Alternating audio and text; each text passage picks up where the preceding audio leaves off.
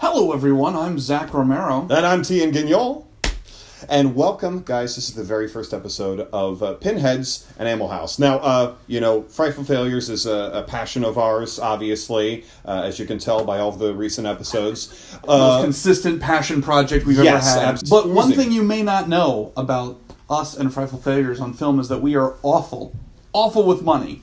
And so One of the other passions that we have is spending a lot of money on enamel pins. Yeah, absolutely. I mean, it's like collecting stamps for the modern age, but just way more expensive. Yeah, way more expensive and a lot more hipstery. Yes, and, absolutely. Much more obnoxious. So what we actually have here is a collection of independent artists that have all created enamel pins. We've given them our hard-earned money, and we want to showcase to you some of the amazing art and hopefully bells and whistles that they include in this. Oh, yeah. Because free shit goes a long way. There's a lot of bells and whistles. So what are we getting kicked off here? So I have one from Mouth of Madness. I bought their 2-pack based on the trailers from Grindhouse.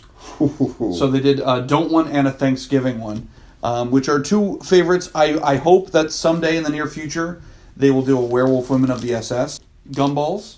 Which are you gonna? I was gonna say. I mean, yeah, you could pass things to me. Okay, That's fine. all right. Okay, I mean, I gotta have some use here. Right. So these are all kind of nicely packaged together with their label, Mouth of Madness. And just to belabor a point, all the Pinmakers that we'll be featuring, we'll have all their information in the description, so you can go check out all their wonderful stuff. And also, this episode doubles as an ASMR video. Yes. Oh, a lot of crinkling going on. White meat, dark meat, all wheat carved. That's the Eli Roth one. And then there's I'm gonna just assume. Oh, okay, yeah. I would have assumed with a Thanksgiving pin that it would be the trampoline scene. Yeah. Should I try to eat them while we're talking? Yeah, let's that sounds some. pretty good, right? Yeah, that'd be a good idea. Make the video good. Yeah, right. What were you gonna say? So one of the things, there's one for you. Ooh, yeah, I got the black one. Is it licorice? I hope so. I don't know. Oh, they're poison. Oh, okay. Oh, did you say that? We'll be dead soon. Anyway. Right, okay. This is really conducive for filming, so... Are you going to spit it in there? I want you to snowball it into my mouth. Oh, okay. Are the pins in there? No, I checked. Oh, okay. There you go. Anyway, I'm actually going to be unboxing a few pins here. Okay. Okay. So we got a little sticker here. Little question mark sticker. And then looks like we also got here we go, a little card. That's the reveal right there. Okay. It's all gone. Oh, and some green jelly beans here. Okay. Green jelly beans. And it looks like Poison be damned, I'm going to eat one. Our pin, good, eat one. It looks like our very pin is going to be located in this little box that says Dear Batman. And there it is. Oh, hell yeah. These are delicious jelly beans. No, what flavor are they? Green apple. Yuck. You can have all of them. So what did you think of the pin? Yuck. No, this is a fantastic pin. What's interesting about this pin is that you'll find often that most pins aren't made skinny enough that you're going to see the backers, and you might think like, oh well that what but the way it's going to be pinned to you, you wouldn't anyways, or at least for structural purposes. But this is from the Pin Wizard. I believe that they operate out of the UK. Yep. And I think I've bought another pin from them. I believe I bought the Blades of Chaos from God of War from them, which are a chain pin. I love the brushed steel on it. Yes. That's an awesome paint job. They're really, really nice. And yes, as soon as that came out, I think the point you were making, I super love anytime the pin bags coordinate with whatever the design is. That always makes me happy. I love that. Yeah. Excellent. That's really good. Yeah. Fantastic. Great. Fantastic.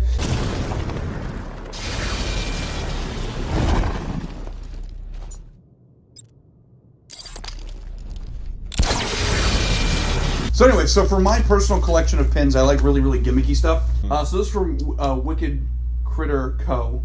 And they did a series of Friday the 13th pins. And they did a regular red version from the movies, and then they did the NES one, and it has like a little spinning apparatus. It's like a 2-layered enamel pin. It's a really, really excellent pin. And the art itself looks great. The art on his mask looks really wonderful. Yeah. It's I'm not sure which specific entry they're referencing by having the mask be ripped off right here at the chin.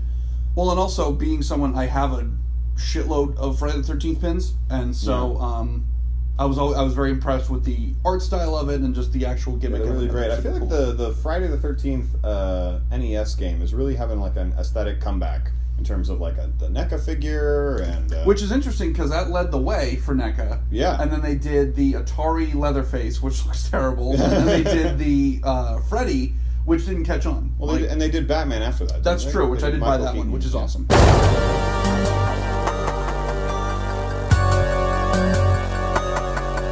Next up, we got next here.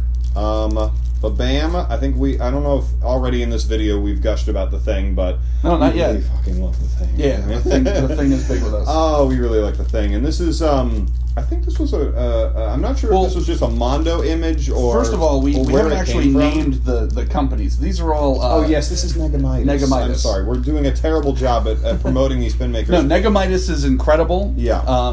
They have a million bajillion pin designs. They're constantly cycling. I mean, they're the type of company that's been making pins for so long that they'll cycle out of design. They just won't sell it anymore. Yeah. And they sell about, I'd say, half a dozen, maybe more designs of different variations of the Thing hand. Variations of it. And this one, I believe they called Blizzard because it is a light blue with the silver detailing. With Very sparkles nice. there. Yeah. So glitter effect there. Really, really nice. I mean, they have some great ones there. I almost went with the purple. I'm a fan of purple, but it's a good. Well, I feel like this that fits the exactly. You know, so along the same lines here. Yes. Now, the great thing about this guy, as you can take a look here, anyone that is a fan of Thing will recognize our boy Norris here. And the great thing, the very exciting thing about this pin here is that they had him listed on their website as Thing Monsters Series 1, I believe. Is what true. They said. Yeah. To essentially promise, like, we're probably going to produce a head crab or a chest that opens and closes. But this guy's great. I'm particularly fond. Negamidas has a really great use of like vibrant colors, and like his guts here being the like bright blue and green to go against the flesh tone. I'm a big fan of that. So Norris was maybe the reason why I even made this purchase to begin with, because excellent. You know.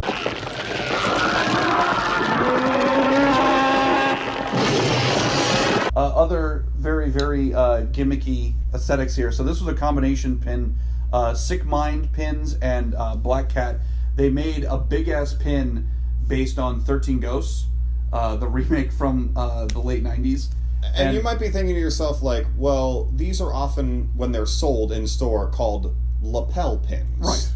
And how on God's green earth are you going to wear this? I mean, you might as well. That's a commitment. Once that's on there, that's not. It's not like a noticeable thing. You know, the thing about pins, and part of the reasons I think they became so collectible in recent years is that, you know, it's moving away from maybe graphic tees into like a smaller conversation starter. Right. You know, when you're wearing like a suit or whatever. Or jean vests have come back in a big way as well. Exactly. But yeah, this son of a bitch glows in the dark. It's gigantic, and how many backers on that bad boy? There are a whopping 5 on this, and it weighs a ton.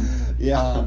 But it was so the novelty of it alone. Like 13 Ghosts, you know, I have somewhat of a soft spot for, but I wouldn't go like, oh, that's one of my favorite horror films. Sure. But just the sheer like magnitude, balls that it took to make a pin that goddamn big. My God. It truly is incredible.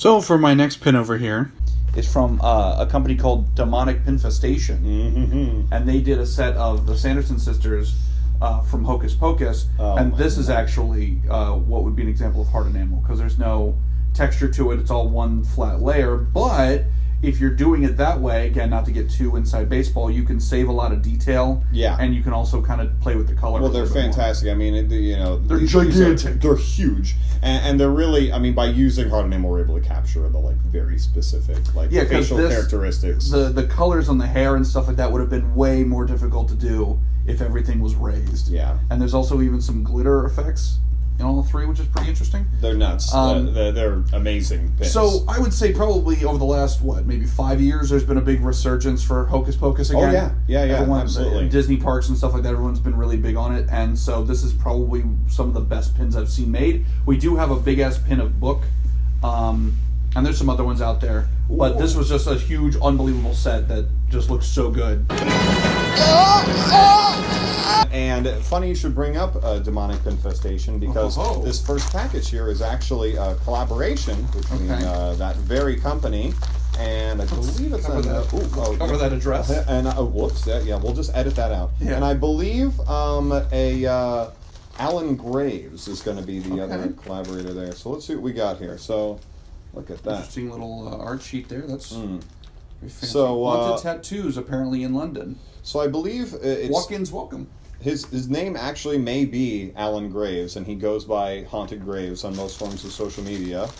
And the black and white packaging here is no mistake. No mistake at all. For some spooky spiders. Oh, God, I'm blinded. Put them in your beard. Oh, okay. Okay. I lost them already. We're wearing a lot of dark colors, so they're already gone. Okay, so in case of oh my God, look at that. Okay, in case of emergency, draw a door. Very clever. I love that. I like broke character. No, I love that. It's amazing. So here's the actual pin set. Fantastic. Itself. So this is going to be the Maitlands. The packaging itself is on a tombstone. It's really great. I remember seeing this pin a while ago, and it was sold out, and for good reason. And they just came back in. There's something about the Maitlands in the seance scene here, the green that they used here is just... Yeah, the amount of detail on this is ridiculous. Yeah. It is hard enamel, isn't it? Yep. Yeah. No. This is still soft. You can still feel it. There's the grooves there. That's incredible. And if I had to guess, I would say these glow in the dark. They probably do. Because it looks like there's a slight powder kind of residue on them. So I think you might be right. Yeah. No, they're... Test here. Yeah. Oh, there you go. Yeah, they glow. That's amazing. Do they? Okay. Excellent. That's fantastic. And chalk to draw a door. Chalk to draw a door. That's good. We'll need that. Definitely. Thank you. And then the final package I have here is actually going to be multiple pins. Okay. This is how I usually order pins, which is you wait until a company you really like has a sale, and then you go in and you go hog. So here, if you want to kind of hold out here. Holy shit. All right, so let's see what we got here. So let's start first and foremost with our boy Eddie Brock. Very timely, very nice. Yes, for that horrible fucking movie. So yeah, this is... Which, by the way, I love if I can gush for a second, I love the aesthetic of it because it reminds me of Marvel vs. Capcom 2. Oh, yeah. That sort of like it coming over his head sort of a thing. Yeah. It's got a really good comic book style. Yeah. And the colors like super pop. Anything that really accentuates the kind of the symbiote taking over the user, I think, is a really great aesthetic. You know, comic covers that have done that are all really, really great. You get some nice like green slime there on Venom's tongue. Really great. I knew I had to have. That was an excellent choice. And then finally. Great, and then we've got Ba-Bam. It's a little untimely, or perhaps just 10 years too late to gush about Saw, but I mean, goddamn. I was just gonna say, if you were going to go with a pin from that franchise and you weren't going to go with Jigsaw, that's an excellent choice. Yeah. And I love that you went with the black and white one. It's super vibrant. It is. Like, it's got a very good contrast to it. It's great, yeah. The whole point of all of this, as you said, is it's a good conversation starter. Oh, yeah.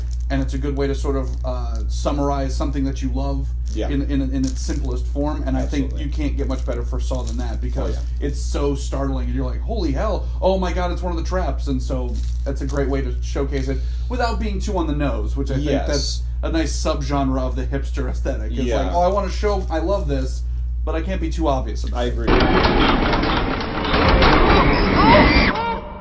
Completely. And to just gush a little bit more about Negamidas themselves, I mean, you got to go to their website and check them out. I mean, please check out all the Pinmakers features in this video. They're all fantastic.